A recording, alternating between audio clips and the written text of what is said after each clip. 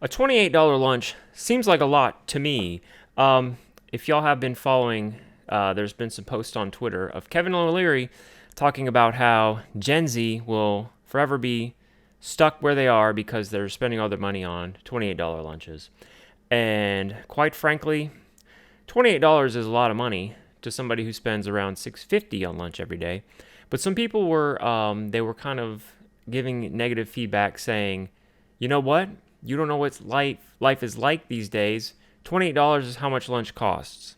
And I said, not if you eat at Taco Bell every day. Hello and welcome to another video on the channel.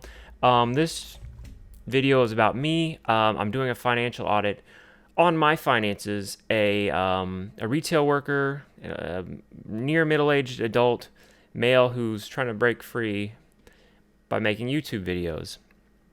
I'm doing a financial audit to show a little insight on my debt, how I got there, and what it's like to be an average douchebag. I will cut that part out. All right, so I wanted to start here. So in my last video, I talked about how much debt I am in. As you remember, I've got around $16K in credit card debt, and I have financial student loans, and my stock account's about to explode. I'm about to be margin called. And some people, myself, said, how do we get here? Well, the exciting thing is the story of how we got here, and I'm going to show that to you right now. All right, so I'm in the Monarch app, and as you can see, I'm looking at my credit cards. They're currently at $17,125. Holy smokes. 100% of my liabilities, except I don't have my student loans on there, so there's even more. So we're gonna go through this really quick. We're gonna see my transactions, and we're gonna see what am I spending money on. What is your average finance guru on YouTube spending money on? I'm going to show you. All right, so the first thing is, as we can see, my Discover It card number 1. I've got, holy smokes, I've got a lot of cards on here. This is not financial advice. I don't recommend this at all. So the first one is my Discover It card. It covers all of my, well, as you can see, my food spending. All right, so let's look at these transactions here.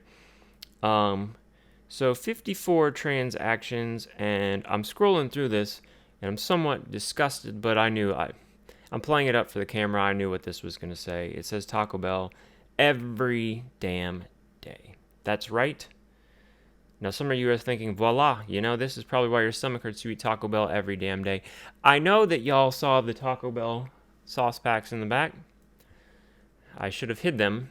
But yeah, okay, so I eat there every day. But $28 lunches aren't going to cut it. When you look at my average lunch, look, we've got 7, we've got 475, 635, 635. So we have, does it show average? It doesn't show my average transaction, but it's around 635 for a lunch. So for those of you spending $28 on a lunch, you need to get on my level and get the Taco Bell mobile app for your smartphone. Okay, so we've got my my Circle card, which is just every now and then when you go to Target, use that. It's not too bad. Active Cash I don't use. My SoFi credit card. Let's hop in there. Let's see what we're spending. So as you can see, this is my 2% catch-all card. I spend basically for bills. So we got Geico, we got Apple. I bought a burrito at Sheetz. We got my internet bill. Basically boring stuff that I don't get, extra cash back on. So, I mean, it's all accounted for in the SoFi card, and that's all necessary expenses. So it's not like I'm out there leisuring, all right? So don't worry about it. All right, so now we're looking at the OnePay Cash card. That one I'm at $238.12 currently, and that's just my Walmart card. All right, I get 5% back at Walmart, and I get all my gas and groceries at Walmart. So it's pretty basic. The OnePay card, 5% back cash back on groceries and gas. So I think it saves me money, and I'm not spending extra on Walmart. I'm literally just buying groceries. So that seems pretty standard. The next one is my Cash Plus card. All right, we're gonna crack into this one. As you can see, water power phone. All right. So all I use that for is my water bill, my power bill, and my phone. Not excessive spending on a credit card. I get 5% back on all those categories. Utilities and phone. I mean, it seems like a good deal. It's fixed costs. It's not like I'm breaking the bank here. Here's where we start to get into some trouble. All right. Well, first I've got the city custom cash, and as you can see, it's just Kroger. All right. So if I'm not going to Walmart, sometimes I go to Kroger. I spend about $118 at Kroger. But here's where things get a little tricky. All right, so if you see, I got the City Simplicity card, the custom cash card on Bank of America, the Unlimited Cash Awards card, the Bank America Platinum card, the City Strata, the PayPal credit card. These are all balance transfer cards. So my strategy is I kick the debt around, and I pay a fee every year to kick the debt around, saying I'll take care of it in the future. Well, I've been kicking it around for a while, and as you see, I am in debt $17,125. So I got to ask, at what point do you say that this strategy isn't working?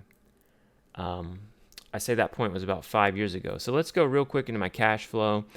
This is pretty interesting. You can see it's only halfway through the month, so it's not super finalized. But my income is at $1,219. I've only been paid once this month. I get paid tomorrow. So I look forward to getting another, which that whole check is going to paying credit cards. So it's not exciting in the least bit. And then we look at my expenses, and you can see that there's quite a bit of expenses. So we'll break it down by category. Shopping, $250. So this is for the month of May. So I've spent $250, average transaction $50, and this is Walmart. Shopping, that encompasses my gas and my groceries. It's just off that one card. So I'm not actually shopping. Okay, so it's not a big deal. Financial fees. This is kind of an unnecessary expense that I need to deal with. I was charged $204 to do a balance transfer. So that comes right out of the bottom line, all right? I'm already under. I've spent $118. As you can see, I've spent $118 at Taco Bell. Oh, average transaction $7, okay? And if we look at April, I spent $173. In February, $184, $198. So I'm spending almost $200 a month at Taco Bell. $7 for a lunch ain't that bad, though. It's just it'll just destroy your whole gut microbiome. But really, doesn't affect me that much. All right, so $76 on groceries. That's Kroger. So we combine that with the $249 halfway through the month. I'm at roughly, I don't know, $315 on groceries. Maybe try and spend $500. Phone bills $65, water bill $55, internet $45, insurance $45. My gas and electric, my electric's pending. That's about $150 this month. Miscellaneous, I bought $30 in Ethereum on my invest account on SoFi. Another company I'm trying to do a sponsorship with. Once this channel takes off, it's going to be rich. It's going to be real rich. Then we're looking at entertainment and recreation. Spotify, I did a PayPal transaction of $9. I paid off my Affirm loan. What did I buy on Affirm? I bought on Affirm, I bought a lockbox for my phone so I could lock it up so I don't use it. And I don't use it. I don't lock my phone up. And now I'm just paying off Affirm. So that was kind of dumb. And then gas that doesn't count because it should be a lot higher, but I used my Walmart card, so it's under shopping. I got a Sheetz burrito for $7. That is my cash flow. As you can see, it's not great. Like if you look at this chart here, the green bar and the red bar, they're pretty close to each other, and that means that I'm breaking even. All right, and that doesn't even count the money that I want to invest, pay down this margin loan on the stock market. All right, so what is this telling us? All right, so I'm looking at this and I'm seeing that I spend a lot of money on food. And you'll wonder, how do you spend a lot of money on food? I just weighed myself and I clocked in at 128 pounds, which is ironic that it's 28 because that's how much the lunches were that people were complaining about. And I don't know why that was relevant. But 128 pounds is underweight for me. I'm about 6 foot. Okay, so I'm a skinny mofo. I look like Christian Bale from The Machinist. If you've ever seen that movie, that's what I look like when I'm not wearing a shirt and it's my rib cage is popping out. It's pretty disgusting, and I'm trying to fix that. So I'm not really quite sure how to fix that because all I eat is Taco Bell. You think I'd be really fat.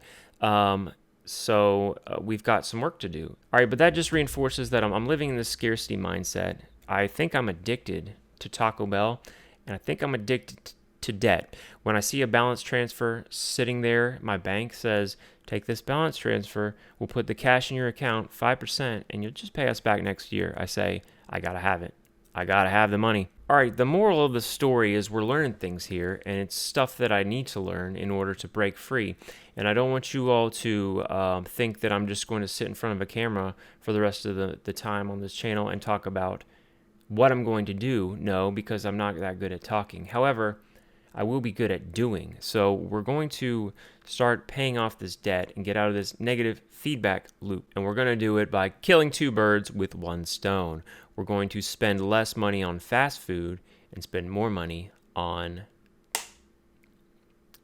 Sorry, I was about to go off into the steamed hams. You disguised your own cooking as fast food.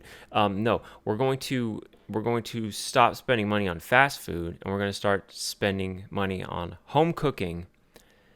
And as the famous Dave Ramsey once said, you got to eat some rice and beans, okay? So instead of spending $28 on lunch, instead of spending $7 on lunch, I'm going to try and spend $2 on lunch.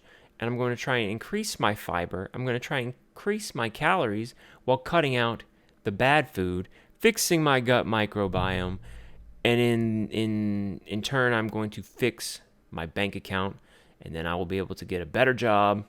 And hopefully by then, I've gone super duper big on YouTube, and I can retire and fire, just like I always talk about.